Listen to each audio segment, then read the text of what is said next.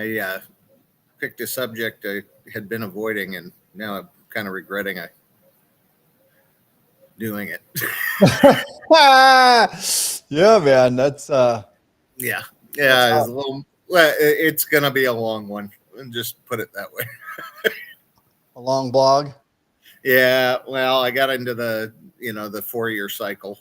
I figured it was time everybody should, because they're going to start hearing it's never going to end. It's going to keep going up. It's always going up, and I think they've got to realize that it isn't going to go up.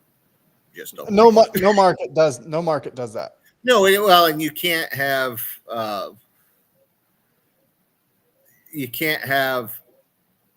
what I mean. There's always going to be sellers at a price. You can't. We've already seen some of the OGs, with bags from 2010 and 11 Dump let them. go. Now, and there will be some muted selling, just on the fact that you have the ability to borrow pretty easily now against what you hold, which is a much better for those who are still caught in the rat race of paying taxes. That is a much better option for them. But you also have the ETFs, and they're not all here yet, but pensions and funds, they all allocate X percent. If Bitcoin drops and becomes a lower percentage, they have to buy more. Ready to demolish. So, destroy. who's Benny? I have no idea. Hey, Benny, whoever that was. So the funds will have to rebalance, and that can mute some of the downside too. But what's up, fellas? Benny, what's up, bro? How's it going? It's going swimmingly well. We're just sitting here shooting the shit. Yeah. How's everything on your end? I'm in a different location. Yeah, than your usual location, that's for sure. Yeah, I'm in Comanchero Island. It's very cool. Cool. Ireland. Hell yeah. Island, not Ireland. Oh, Ireland. an island. I was like, that sounds like a very interesting place in Ireland, but all right. Yeah. It's Conor McGregor's not here. Cool, right on. Great spot. Yeah. I think I've got my restream sorted out. Not sure. It was showing you got YouTube and IG going. Okay, so it is. It's on. Looks like it. Yeah. Sweet. All right. Hey, we rocked through the technicals. Yeah, I clicked on the little link and it shows. I saw that. Yeah, we're live on the tube, dude. On the YouTube. Cool. Until they kick us off for speaking truth. That's usually what happens. Yeah. We're gonna say something that offends somebody somewhere. Eventually, you get banned. Community guidelines are for sissies anyway. Coronavirus, Obama. Yeah. Vaccine. Salon. Oh, hey. While we're on that, did you see what came out from Chuck Grassley today? I don't even know who that is. Like just a full-on statement. He declassified something that Obama and Hillary meant to subvert the U.S. government, and he released it to everybody. Well, who is he? Who is this guy? Chuck Grassley is I believe, a senator, and he's one of the 100-year-old senators that's been around forever, and he had some classified report out of, I think, the Durham investigation, and it literally said they intended to subvert the U.S. government. I was like, holy balls, dude! I Yeah. was like, Well, and then didn't Trump just come out and start? Holy fuck, dude! That's a huge grasshopper. There's a grasshopper on my window. Anyway, but didn't was it Trump? I mean, somebody came out, or Tulsi Gabbard. Tulsi Gabbard just came out and released. Well, yeah, they've made criminal referrals for Obama. Well, and the question is, does presidential immunity apply to that? And but I think we might find out. Which again, here we go again. We're going to all look over here while they're doing something over there, because these things don't happen without something they don't want you to see going on in the background. Yep. So, Yep. but yeah, I thought that was crazy. That did MicroStrategy? Yeah. They beat earnings by 46,000%. Not 4%, not 46, 46,000%. That's bonkers. That's bonkers. Not 460. Yeah, Not no, none of 460. those. Not even 46,000%. Those are shitty numbers. Got to pump those numbers up. Yeah, can we get a little bigger? Yeah, I mean, We got a 10x, fellas. Those are crypto numbers, but how about who's the analyst that predicted what group of analysts put out those numbers predicting 7 cents per share? Dude, people that don't understand Bitcoin, No, exactly. And Wall Street has no freaking clue how to value these companies that are doing this. Well, but no, they don't know how to value. Like nobody understands a fixed asset. That's my argument right now. Like the world has never known anything like this. So whatever happens is going to happen. But like, these retards are still stuck in their fucking in their grandma's fucking economics fucking course, dude. Yesterday, right? You had Meta and Microsoft report, and they had a big earnings beat, right? So they go up big today, and I just quickly glanced at their numbers. For example, MicroStrategy is $112 or $20 billion company, right? Where 3 trillion plus for Microsoft. Well, Microsoft did 76 billion in profit, and their liabilities. They have on the books like 400 billion in assets, and their liabilities are like 180 billion. MicroStrategy has 77 billion in assets, has 10 billion in debt, but they just did 10 billion in profits. So basically 1/7 of the profit of Microsoft, but they're only valued at 112 billion, while Microsoft is valued at 3 trillion plus. Meta is 2 trillion plus, and MicroStrategy did 1/4 of their profit. 10 billion in profits. So 46 billion in profit was for Meta. So I mean, now you got to go, well, if you do the math on that, MicroStrategy should be trading at 1,200 a share, not 400. There's a lot more that goes into valuing a company, but if you took those metrics, now you got to go, oh, it's a little undervalued. And so this whole talk that the 4-year cycle could be over because of these buys. So I dug a little and found somebody who had done the work on this. Next quarter, for the second half of the year, quarter 3 and quarter 4, public companies have committed to buy 1.5 million Bitcoin.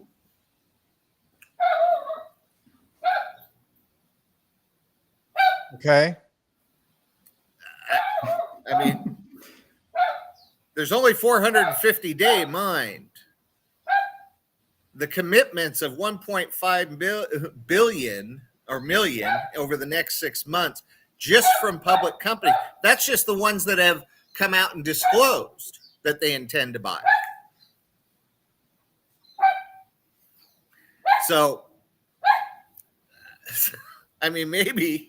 Well, no, I know. I mean, of course, we know that there's that's you're talking supply shock, right? I mean, we know that there's. Yeah. Well, do the math of it. There are 2.3 million Bitcoin on exchanges. However, somewhere between 1.4 and 1.7 million belong to customers. That means there's at best 900,000 Bitcoin on exchanges that is for sale, held by the exchanges. At the worst, there's only 700,000. And you've got, there were over 40 companies that have made announcements to purchase X amount of Bitcoin over the next 6 months. That equals that they're going to double basically what is available on exchanges, unless the people with coins on exchanges choose to sell. Right.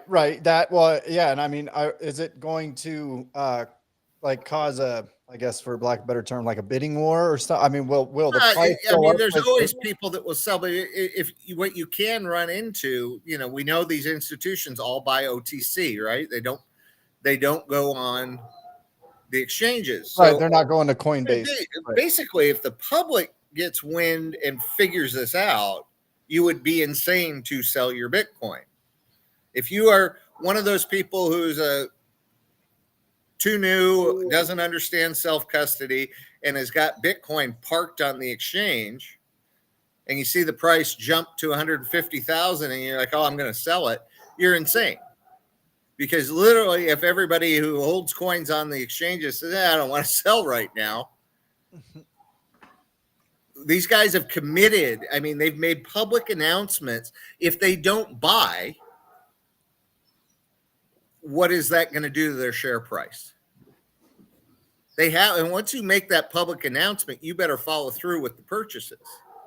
Yeah, because they're putting in the stock price, the future. Yeah, stock because price. essentially, then if I say I'm going to buy 100,000 Bitcoin for the Treasury in the next 6 months, well, you better come through with that, or your shareholders are going to go, what the fuck over? Yeah. Right. Yeah. I bought your stock because we knew you were buying 100,000 Bitcoin. Right. And that's what I'm saying. So you're going to have all these companies that are trying to buy all this Bitcoin, but there's not enough. Right. Yeah. Well, there could be. I mean, there's going to be a People are price always for going to everything. sell. Exactly. Somebody's going to part with their Bitcoin when it goes to 200,000, just like people are going to part and it goes to 3, and people are going to part with it when it, 5 years from now, when it gets to $1 million a coin. Yep. And they, everybody has their reasons. I mean, personally, I honestly do not see any reason to sell it. I mean, I think of Bitcoin just like I think of a high-rise building in Manhattan. You never sell it. It goes, and you just borrow to live your life off of it. Yeah, there's no more downtown Manhattan real estate. Right. And there never is going to be it. Nobody's selling the Empire State Building. Nobody's selling the Chrysler Building. Interestingly enough, I think the Chrysler Building did sell like 20 years ago at one point, but they're not selling that. They're going to live their life. It goes up perpetually. They can just borrow against it to live their life. And that's the way I see Bitcoin. Yep. You just have to accumulate enough. I mean, you're going to get to a point where, and this is where everybody doesn't think, is, well, I can't buy one, so what does it matter? Well, if you perpetually keep buying it, you can get there, but you have to set a plan in motion and start. I personally think we have, somewhere between 3 and on the short side and 5 years before we start to flirt with 7 figures in dollar terms. Right. Well, again, is that also the rapid deteriation of the value of the dollar? I mean, is that, Yeah, well, thing. Yeah, and that's the thing. Yeah, For the dollar, what was it? There was a report on it today. So I used to say it was 10.2 years back in 2020, 2021 was the dollar half-life. So basically the dollar lost 50% of its value every 10 years.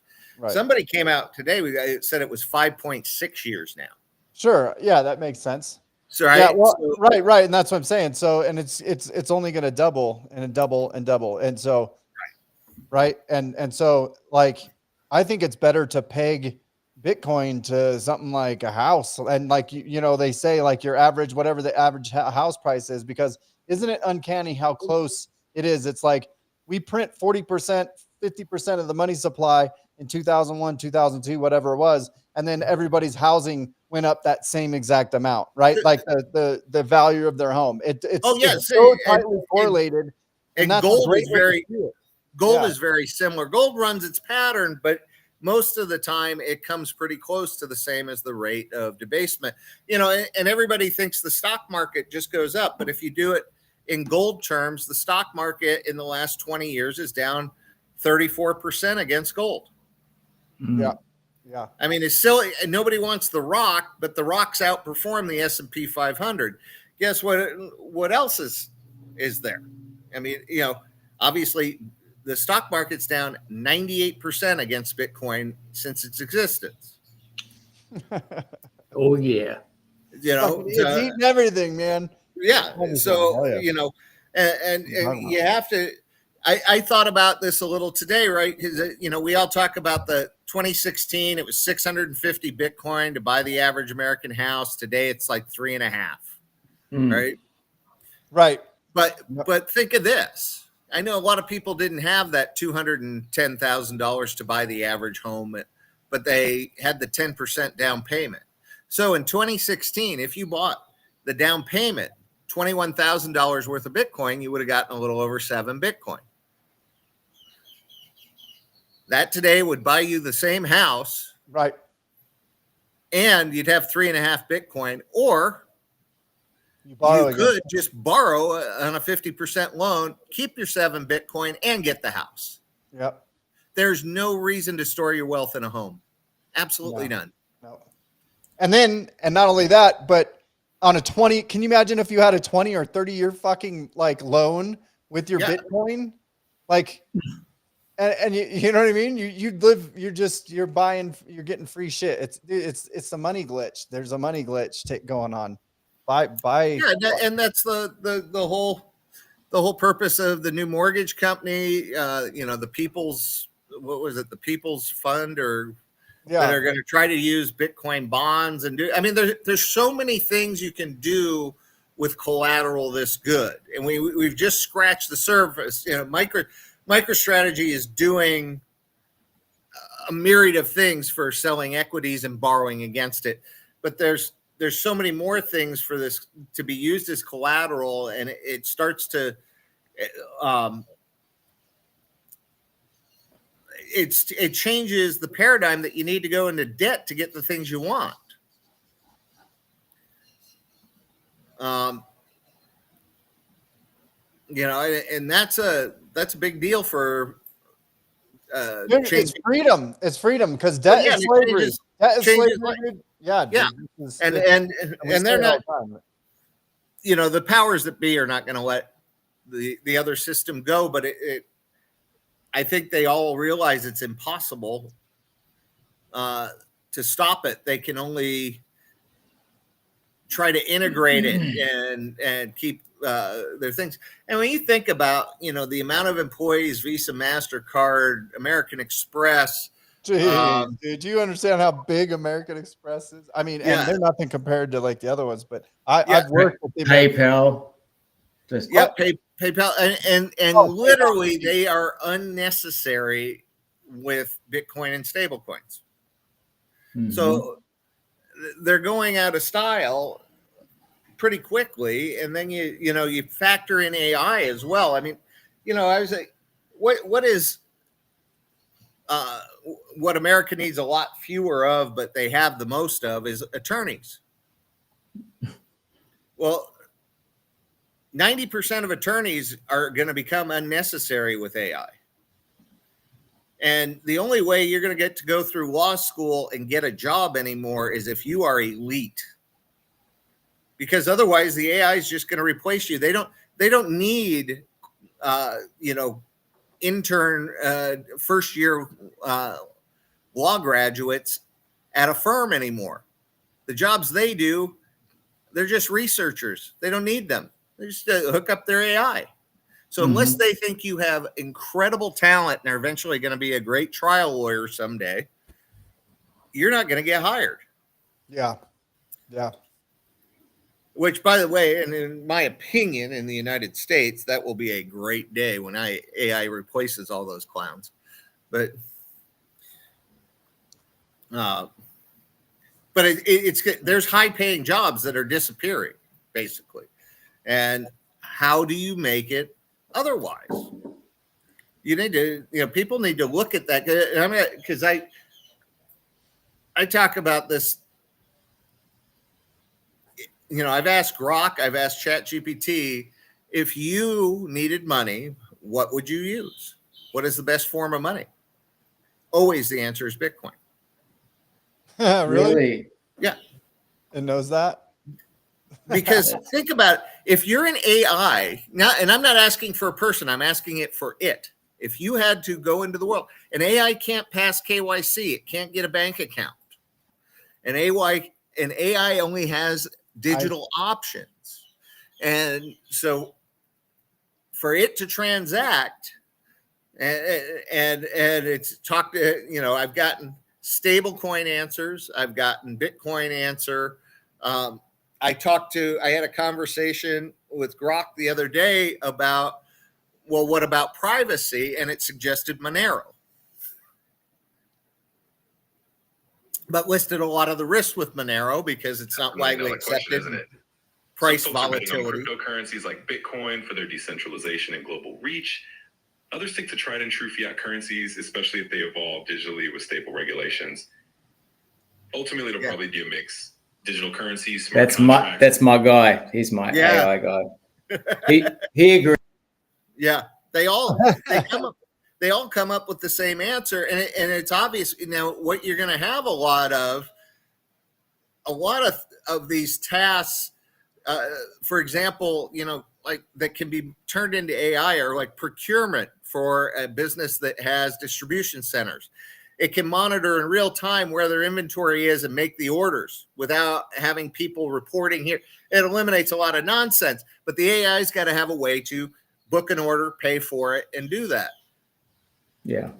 Well, if you remove, so you also start to remove the need for business credit. Okay, less friction, less loss on one end and the other side. There's a lot of things that are about to happen that are going to change a lot of the world as we know it. Supply chain stuff, man. Yeah. And that's what, using a service like ChainRecorder, we can also put supply chain on the blockchain to ensure validity.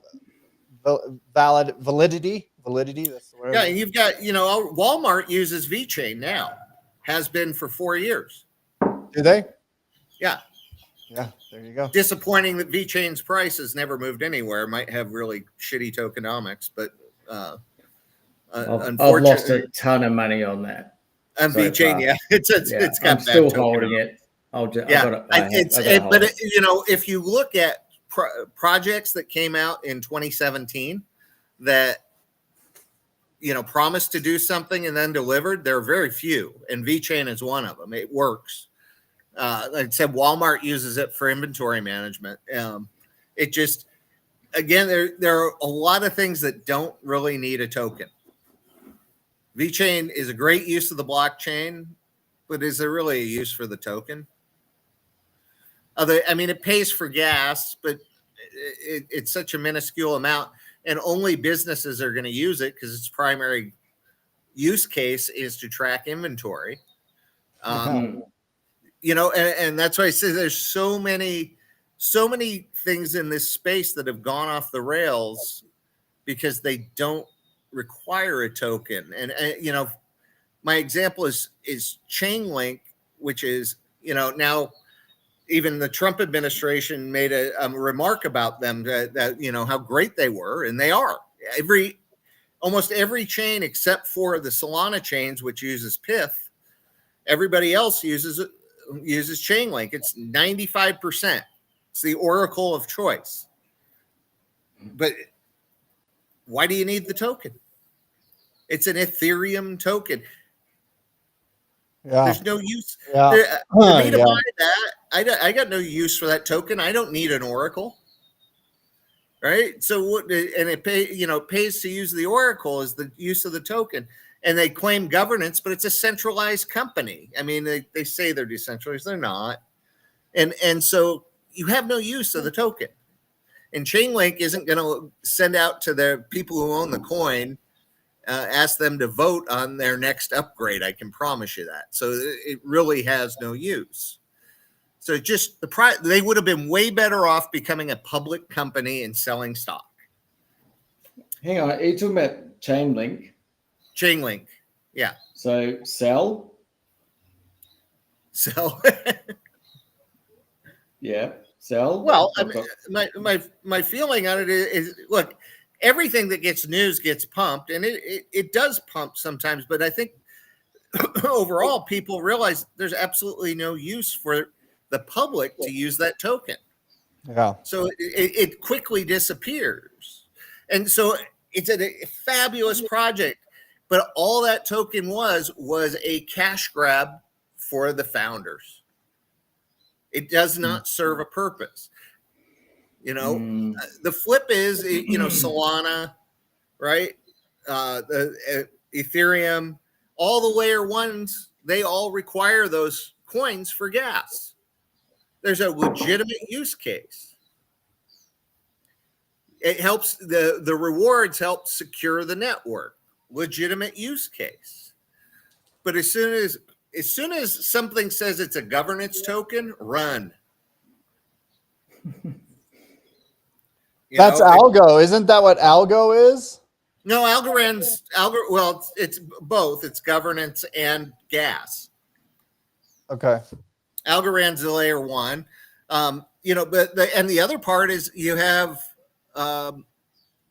layer zeros like Cosmos and like Dot, right? Now Dot has gas can be used a little bit more often. Dot has a little use, but they're basically on Cosmos. You don't even need the Atom coin to pay for gas. You can use any coin of their linked chains. So you created a coin with zero use case. And so again, it just becomes a cap. And then they give themselves a whole boatload of them in the beginning, and they sell them off and dump them on the public because now you do need to raise money to develop one of these things. And I guess that's a way, but why not just go public as a company and sell stock? But that's the kind of stuff that I think we're going to get weeded out over the next 2-3 years. Yeah. Okay, so I'm down 89% on Polkadot since my 2021 entry. Uh-huh. Down 10% on Chainlink. What was the other one? Algorand. Down 24% since the entry November 2023. Algorand's an interesting, because if you talk to people in the space, Silvio McCallie, the founder, teaches at MIT.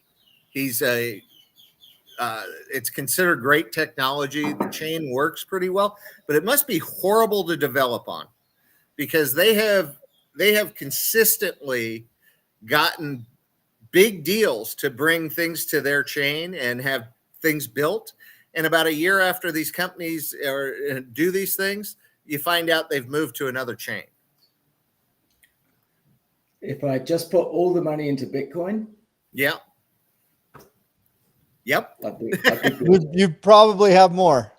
Yeah. More value. Yeah, You have more stats. That's for sure. And that's a lesson for everybody out there. Altcoins are only good for short periods when they outgame Bitcoin, and you better study. Yeah. And figure out when those times are. For example, Ethereum, the second biggest crypto, just spent 3 years going down against Bitcoin. It just barely, in the last 2 months, outgained Bitcoin for the first time in 3 years. It made no sense to own Ethereum for the last 3 years. Okay. The only real exceptions, Solana was good to buy right when Bitcoin went to the bottom in 2022 in November. Solana has outgained Bitcoin by about 125%. At one time was ahead by 600% in this cycle, and Bitcoin's been catching it ever since. XRP, I think, is back to about even. It was up 26% since the bear market in 2022, and its Bitcoin value last week, but it just dropped considerably, and I haven't checked where it is. It's probably pretty close to breaking even. Everything else is down against Bitcoin. You should have just bought and held Bitcoin. And we're getting close. If Ethereum continues, so this is an interesting thing that's happening now too. And I think all of the top 10 coins are going to do well because of you have XRP, Doge, Solana, probably HBAR. You probably have Litecoin are probably all going to get ETFs by October. Yeah. And so institutional money will feel comfortable flowing into those. You have 40 companies doing Ethereum treasury strategies like Bitcoin. You have 6 companies doing Solana strategies. You have 2 companies have announced XRP strategies. Okay. If institutional money flows to them, they will probably outgain Bitcoin during the next 6 months.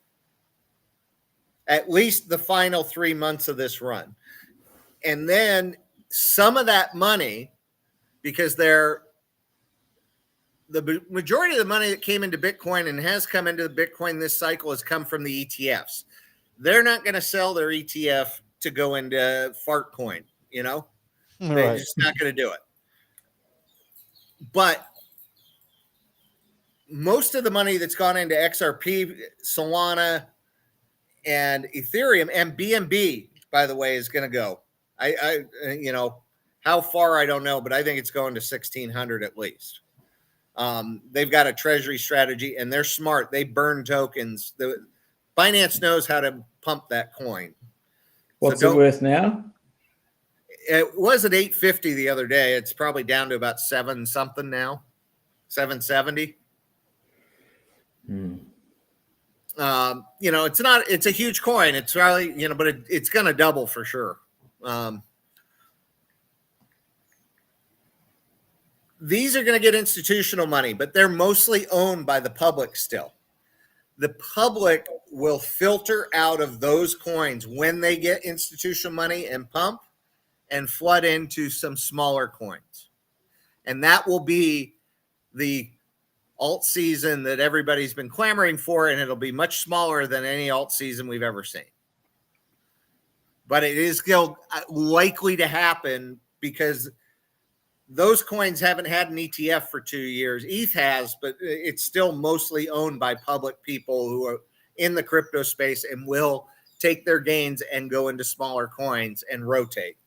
And that's when we'll start seeing, and the signs will all be there when, Trump coin makes a new all-time high and whatever other stupid meme coin they come up with starts going off the hook. Then it's time to really think about selling all your altcoins.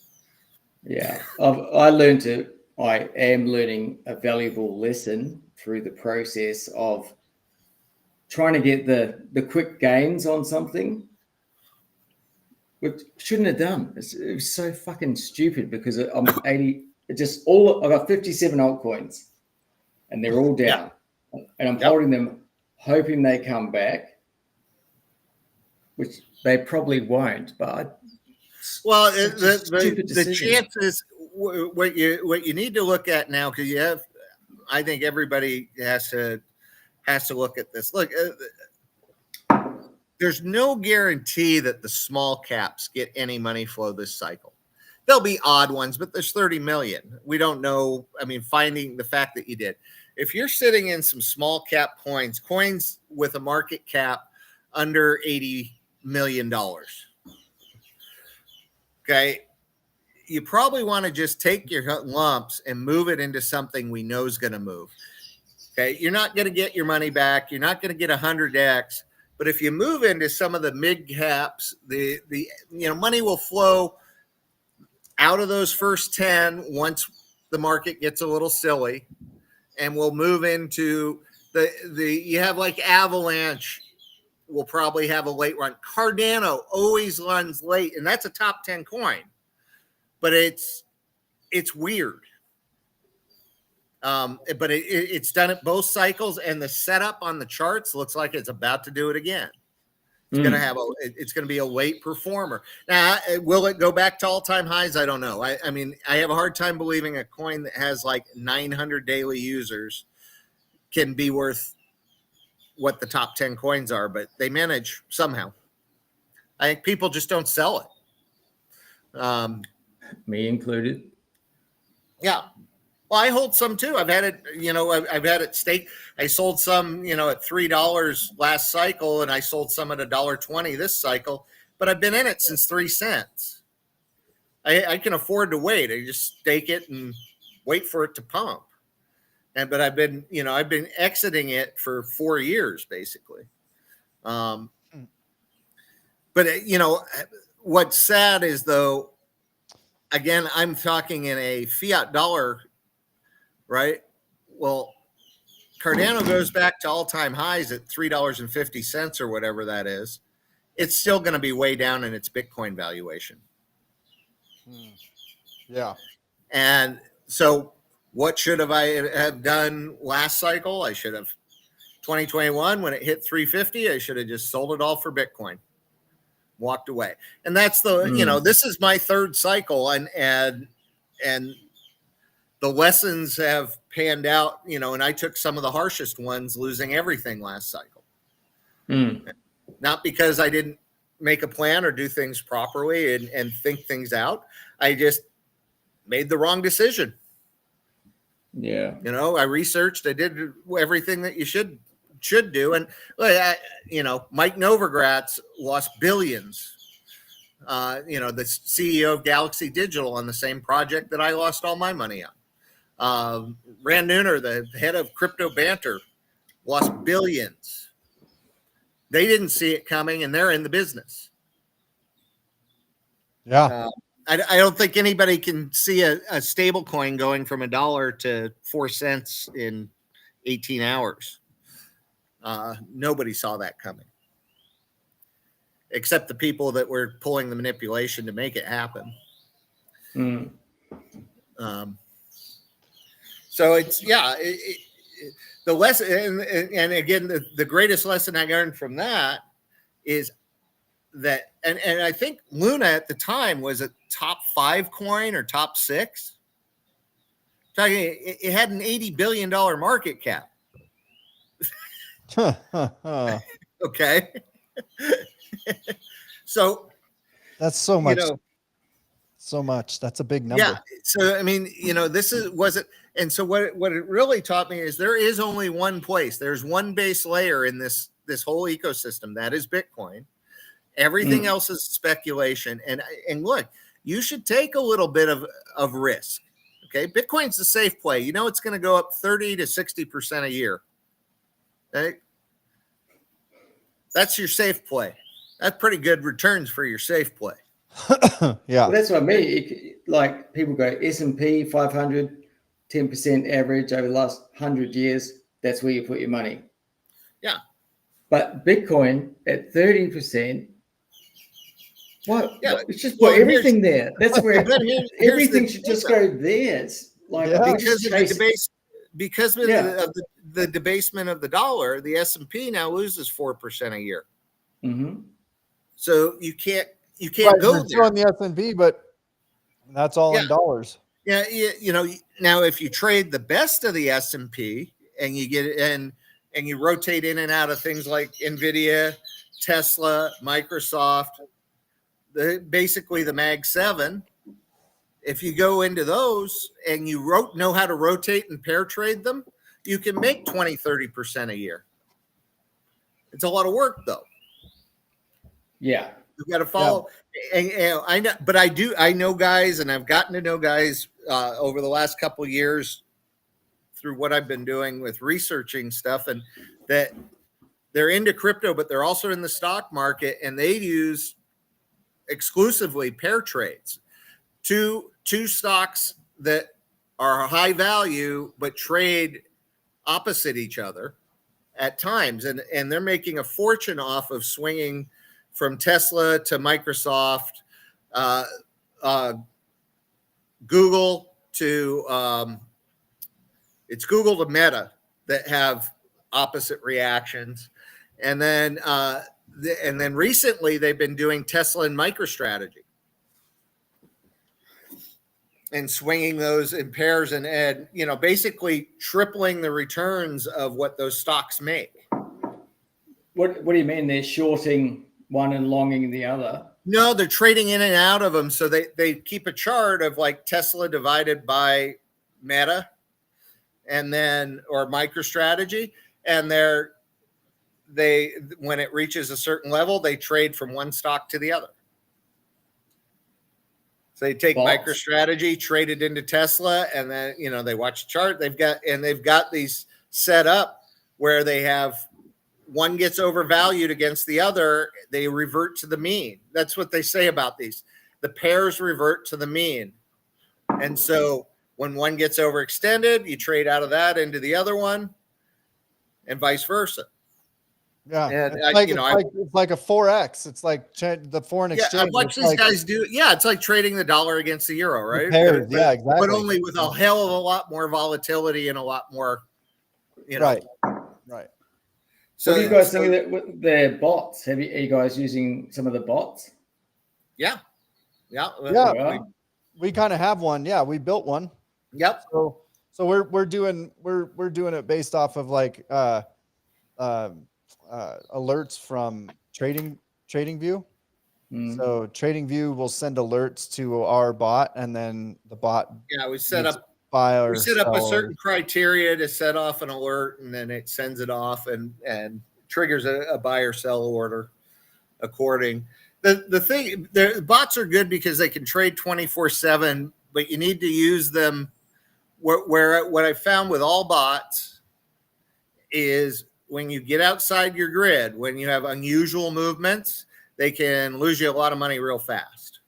If you have good, especially range trading, they work fantastic. And they're great because they're, every time something happens, it swings down, it picks up a buy, then it goes up to a point, it sells for you. You don't have to watch it. But when you get, that's one thing about crypto bots in general. When you get these types of 30, 40% swings in one direction and back the other, the bot gets out of control, oversells, overbuys, and gets caught on its wrong side. I ran a Bitcoin bot for a long time, a year ago, until Bitcoin made the run from 50,000 to 100K, and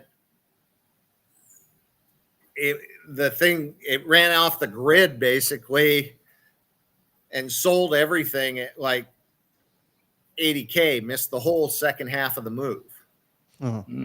Because there was no way, it was going up, there was no way to buy, and it was selling from 70,000 to 80. It sold all the Bitcoin it had accumulated and then left me out of the move. So, I mean, and they're obviously they're getting better with those. Some of the bots are incorporating AI. There are algorithms, professional algorithms. For example, the MicroStrategy, when they buy, they don't even buy OTC. They use an algorithm, and it goes in and just pecks and buys. So When he buys 20,000 Bitcoin last week, that thing's probably buying 1 Bitcoin at a time. Right. Right. Yep. And it's just pecking. So it Yep. never spikes demand. And when demand gets and the price moves up on him while it's trying to buy, it stops and waits for it to come to a level, and then it pecks away again. Right. Yep. They See, never. that's all we need is we just need that criteria. If you guys give me the criteria, I can build that stuff out. Like we can, like, I mean, it's yeah, at this point, because we've already got like, again, the API, it's built into to Femex, right? To that exchange. And I mean, well, also Gemini, so we can buy and place orders there, but Femex is just as easy, whatever. Yeah, Femex is easy. Yeah, and so there's companies contacting me now and saying 100,000 entry, 24% average per month return, but you pay them 50% commission. well, and when it doesn't return 24%, what happens? So if it's 12%, then they get 50% of that. But on average, over their last 3 years history, 24. And they, 1 month, well, look, 35, these algos have been around for 20 years. Mm. I mean, they're no different. Most of the algos come from the stock market. And this is how big firms accumulate positions. They don't go in with a market buy. You know, if their customers all want to buy XYZ stock, they don't run in with a market buy for $20 million. They turn on their algorithm and accumulate it.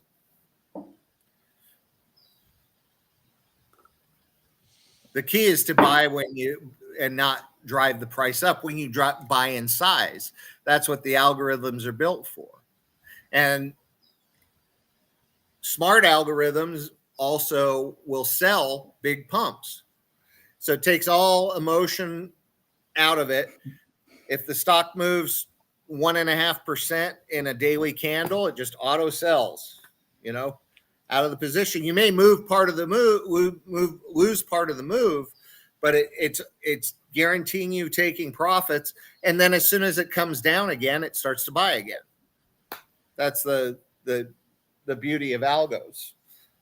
Takes the psychology out of it, because that's the worst part of this whole fucking thing is the psychology. Yep. And that's what I'm saying. That's why we can build our own algorithm, right? Essentially, it's all an algorithm is a set of rules. That's all it fucking is, right? It's a set of rules, and we just have to put together what the rules that we want and like that we think would be beneficial. And I mean, we're already doing that one thing where it buys $100 worth and then sells 58. Yeah, but it's based on the rules of how much it moves within a 4-hour candle. Right. Which you can adjust. Right. We can adjust all that, but I'm just saying we can even take it further and say, okay, when that comes in, like, dude, because like, you know what I mean? Because who's like, that's not our algorithm, right? But we can create one. No, it'd be the same thing, right? I mean, you're just going to program it. The key is back testing. If you can go back through 5 years of history, how did it perform? That's the key to very well. And that's the thing. If the setup performs well, then that's the beautiful thing. Well, yeah. Keep going, yeah. But even with as good as the algos are, and so forth, I much more prefer, me personally, to follow what's going on and buy in the bear market, sell in the.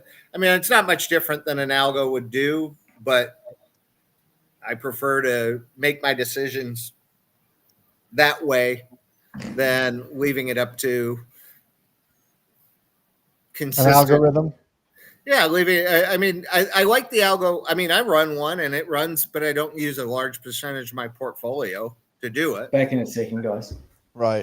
But my decisions to to buy or borrow against Bitcoin are going to be made by me reading the chart, making sure it's right, and then deploying the capital when I think the time is right. And that's I guess a personal preference. Maybe I'm a control freak, you know.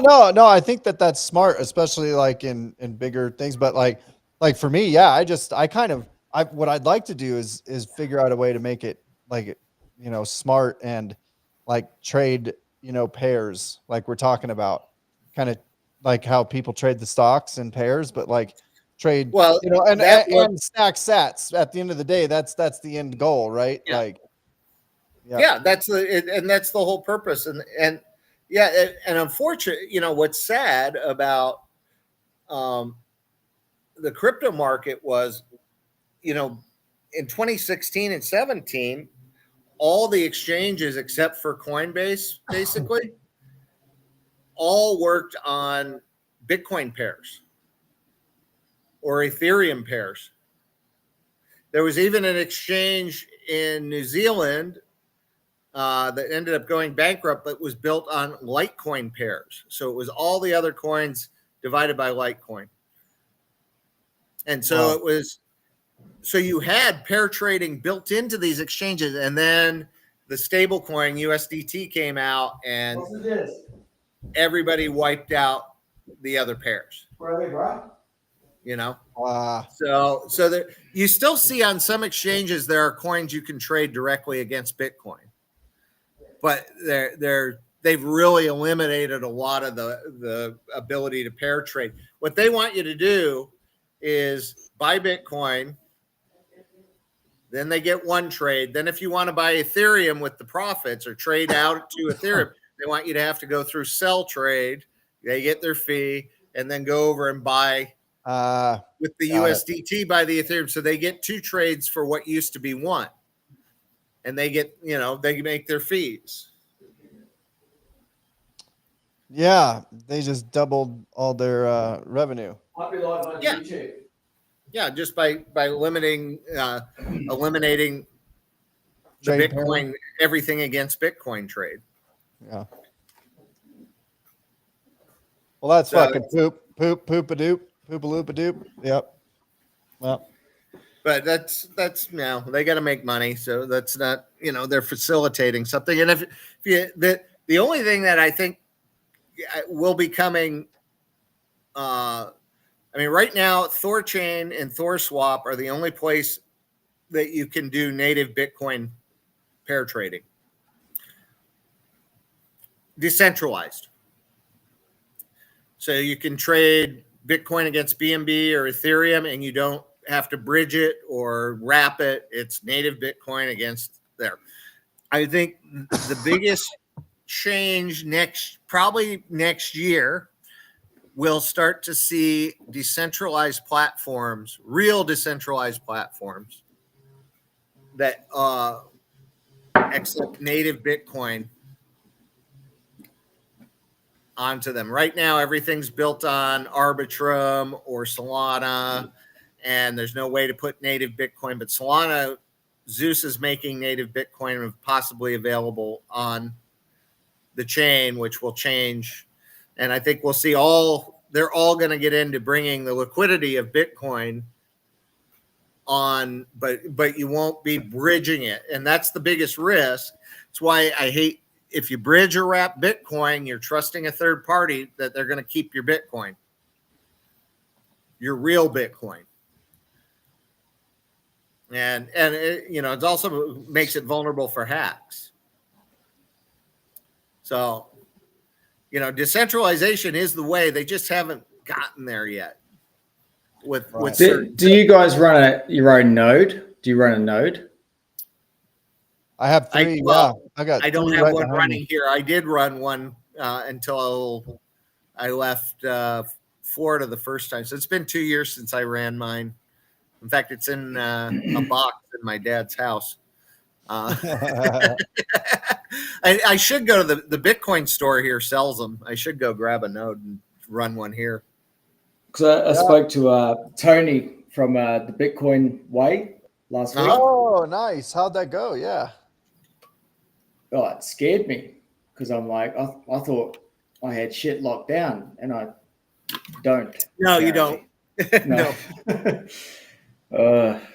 No. And then, In fact, and that's the thing is everybody thinks, having a ledger or even a cold card or any of those things is it got things locked down. You don't. You need to run a node to be fully locked down. I mean, one, you need to run a node. Two, you need to use multi-sig. You're not going to lock anything down with one hard wallet for real lockdown. No. If you separate yourself from the device, that's cold storage. What do you mean? But you're way better off if you keep everything off the internet and run it everything through your node. That's where you are truly secure. Disaster recovery, inheritance process, and then Panama. Yeah. Panama. Yeah, I didn't even know about Panama. It looks very good. It's a good option. Easy. Yeah. Yep. Then there's a huge expat community out there for sure. Yeah. I mean, I have friends who actually like my buddy. He has lots of crypto friends who live down there. I've spoken to them. I have friends, and Panama is becoming a crypto nation. They're behind here, but they are becoming one. I have friends from Utah that bought houses and property there 20 years ago, and I think they're all, if they haven't gotten so drunk and gotten shot by somebody, they're probably still down there. I said to him, I don't know if you know what's going on in Australia. He goes, I know. I said, have you got many Australian customers? 16 families have moved this year. 16 families have moved this year. Wow, dude. Wow, there you go. Yeah, I was like, shit. That just goes to show, like, other people see the writing on the wall too, man. Yeah, it's not, and it's really not that hard to see if you're really just paying attention. It's right if you're not so lost in the drinking all the Kool-Aid and shit, whatever. Then for me, it's hard not to see. I mean, it's happening everywhere. They don't move there and stay there and live there. He goes, they come, they set up, and then they piss off. Thailand, Vietnam, they float around, but they just that's their structure. Yep. Well, you know that's the thing is between Europe and Australia, Central America and Singapore and Thailand are about to get real crowded. Yeah. Singapore's too hard. Singapore's too expensive. You can't get land. Well, they're already crowded, right? I mean, but they're cheap, so they're going to attract people. Well, Singapore isn't. Thailand is, but you know, people like Singapore because it's a financial hub. Malaysia, that nomad capitalist, like he's like Malaysia's the spot. Yeah, Penang. I think if you go anywhere where there's no totalitarian garbage going on, you're going to be happier than. Dude, I mean, but yeah.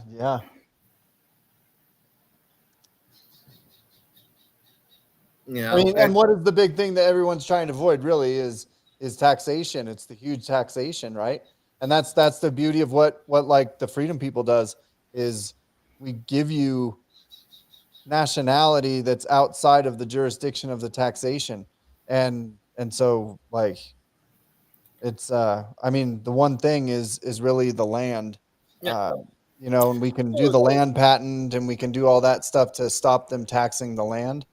You know, who knows? I don't know. That's why I keep thinking about it. Like, where would we want to go? I mean, you know, we like the thought of being in Central America. We talked about it. Like, I want to live on. I like living on the beach. I really do. Like the jungle and shit. I love that stuff behind Curry there. You know, I'm landlocked like a motherfucker right now. I'm fucking Yeah, Colorado. Look at it. Sunny, Hot, nice, dogs barking. Yep. It's great. Well, and there's one of the things about here, and all of Central America really has this. Is it, coffee country is only 30 minutes away, and you go up 3,000 feet in elevation, and it's 65 degrees. You can get out of the heat if you want to. I mean, you don't have to be down here. I love the beach and the hot weather, but coffee country is pretty cool around here too. And Guatemala, Honduras, Panama all have the same geography. Yeah. As we have. So I mean, it's. But I think I think Panama is definitely the next Bitcoin country to follow, and I would bet once Panama goes, Guatemala goes next. He said, if you go to Panama, you get a bank account and a Bitcoin address. Mm-hmm.